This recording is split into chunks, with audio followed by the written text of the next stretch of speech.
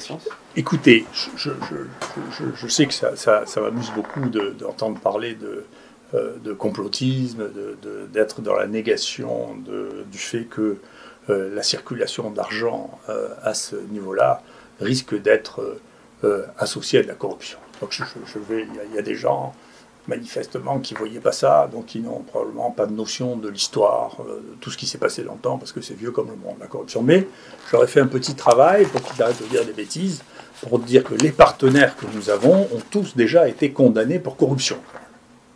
D'accord?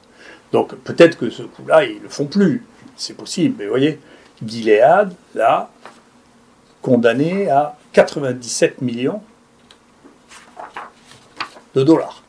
Vous voyez, ici, alors Gilead, c'était le remdesivir. Hein. Après, Pfizer a été poursuivi, payé par 60 millions de dollars, pour des décennies de briberie. Briberie, c'est la corruption. D'accord? AstraZeneca a payé aux États-Unis, c'est les États-Unis qui les poursuivent, 5,52 millions pour de la corruption à l'étranger. D'accord? GSK, alors c'est lui qui a le plus, il a été condamné pour corruption en Chine. Vous voyez? Et donc, il faut quand même pas penser que j'invente qu'il existe de la corruption liée à l'industrie pharmaceutique. L'industrie pharmaceutique est le secteur le plus rentable de tous. Et les publications scientifiques sont le secteur le plus rentable de tout. 35% de bénéfices par an pour des grands groupes de journaux. D'accord ? Et une partie extrêmement significative des recettes des journaux scientifiques de cette taille-là vient directement des contacts avec l'industrie pharmaceutique.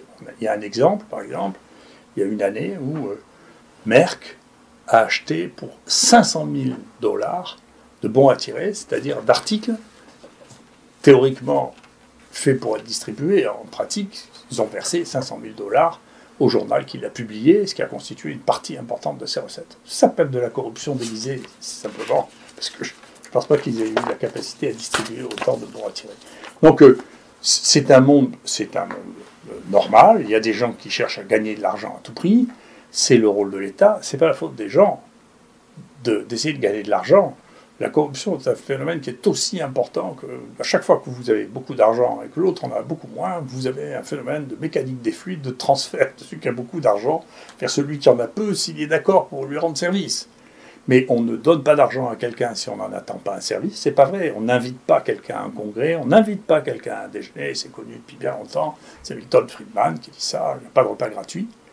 Donc, ils le font en attendant quelque chose. Moi, quand j'étais interne, c'est incroyable, hein, chasseur de tête, quand j'étais interne, j'avais été invité avec ma femme en business class, aller à Boston, dans un hôtel extraordinaire, où on avait fait venir les meilleurs scientifiques. Il y était là une trentaine de leaders d'opinion, futurs leaders d'opinion, qui étaient pris au berceau pour pouvoir avoir des rapports, et à la fin, le type qui nous avait invités me tutoyait ma femme, et créer des liens qui sont anormaux dans des rapports professionnels, qui sont anormaux.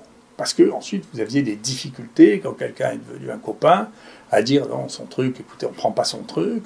Moi, j'ai eu une affaire ici d'un médicament qui n'avait pas d'utilité, qui était devenu brutalement prescrit, parce que un collègue avait épousé la fille qui vendait ce médicament. Donc, ceci existe, ça fait partie de la nature humaine, c'est pas horrible, c'est la loi qui doit le régler.